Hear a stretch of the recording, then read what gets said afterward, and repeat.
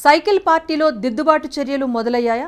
కార్యకర్తల్లో వ్యతిరేకతను అధిష్టానం పరిగణలోకి తీసుకుందా? టీడీపీలోకి జీవీ రెడ్డి రీ ఎంట్రీ ఇస్తారా అంటే అవును అనే సమాధానమే వినిపిస్తోంది. జీవీ రెడ్డి ఇష్యూను కొందరు నేతలు చంద్రబాబు, లోకేష్ దృష్టికి తీసుకువెళ్లారు. దీంతో టీడీపీ అధిష్టానం జీవీ రెడ్డిని మళ్లీ పార్టీలోకి ఆహ్వానించాలి అనే యోచనలో ఉన్నట్టుగా తెలుస్తోంది.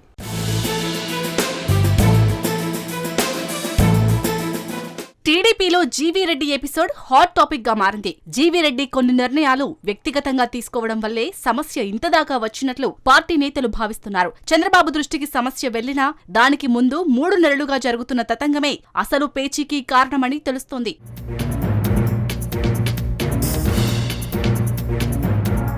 ఐఏఎస్ అధికారులకు, ప్రభుత్వంలో వివిధ హోదాల్లో ఉండే రాజకీయ నాయకులకు మొదటి నుంచి పొసగదు.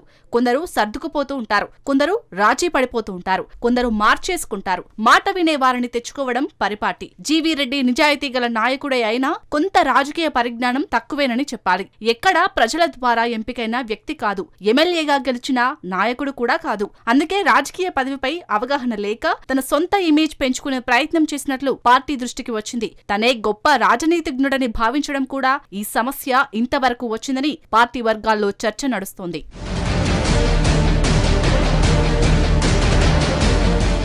చంద్రబాబును జీవీ రెడ్డి కలిసినప్పుడు ఆయన దృష్టికి సమస్య తీసుకువచ్చినప్పుడు సర్దుకుపోవాలి, నివేదిక వచ్చాక నిర్ణయం తీసుకుందామన్నారు. అప్పటికే మీడియాలో ఈ విషయం రావడం, ఐఏఎస్ అసోసియేషన్ బగ్గుమనడం జరిగాయి. వీటన్నింటినీ దృష్టిలో పెట్టుకుని చంద్రబాబు అప్పటికే నివేదిక సమర్పించమని ఫైబర్ గ్రిడ్ ఎగ్జిక్యూటివ్ డైరెక్టర్ ను ఆదేశించారు. ఈ విషయమే జీవీ రెడ్డికి చెప్పడంతో ఆయనకు కోపం వచ్చింది. తనకు తెలియకుండా నివేదిక కోరడం అంటే తనపై చంద్రబాబుకు నమ్మకం లేదనే నిర్ణయానికి వచ్చారు. అధినేత తనను నమ్మనప్పుడు పార్టీలో ఉండటం అనవసరమని భావించారు. నేరుగా తన కార్యాలయానికి వచ్చి రాజీనామా చేశారు.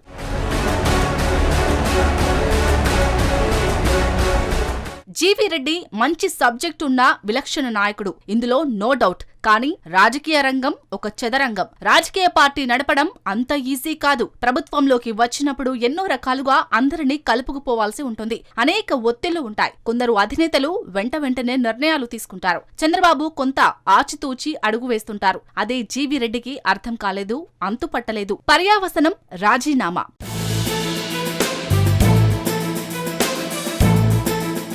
జీవీ రెడ్డి ఆవేశంగా తీసుకున్న రాజీనామాకు చంద్రబాబు వెంటనే ఆమోదం తెలిపారు. పార్టీలో పదవులో ఉన్న వారికి ఒక హెచ్చరిక చేశారు. ఎవ్వరూ తోపులు కారు, పార్టీలో అందరూ సమానులే అని చెప్పడానికి తక్షణమే ఆమోదించారు. మరోవైపు సమస్యను ఇంత దూరం తెచ్చిన fibre grid MD Dinesh Kumar పైన వేటు వేశారు.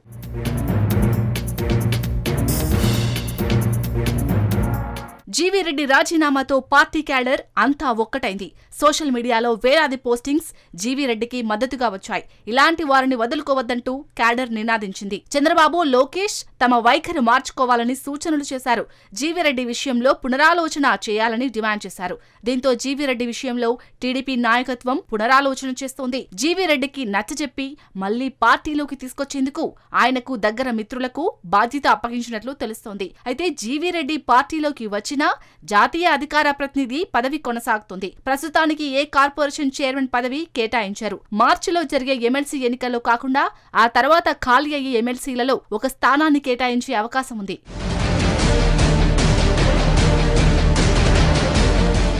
జీవీ రెడ్డి ఆత్మాభిమానం దెబ్బతిని ఉండొచ్చు. కానీ అహానికి పోకుండా ఒక మెట్టు దిగి మళ్లీ పార్టీ కండువా కప్పుకుంటే పార్టీ శ్రేణులు హర్షిస్తారు. ఎందుకంటే ఆయన రాజీనామా చేసినప్పుడు బాధపడింది పార్టీ కార్యకర్తలే. కార్యకర్తల అభిప్రాయాన్ని పార్టీ గౌరవించింది. పార్టీ అభిప్రాయాన్ని జీవీ రెడ్డి గౌరవిస్తే భవిష్యత్తులో మంచి రాజకీయవేత్తగా ఎదిగే అవకాశం ఉంటుంది.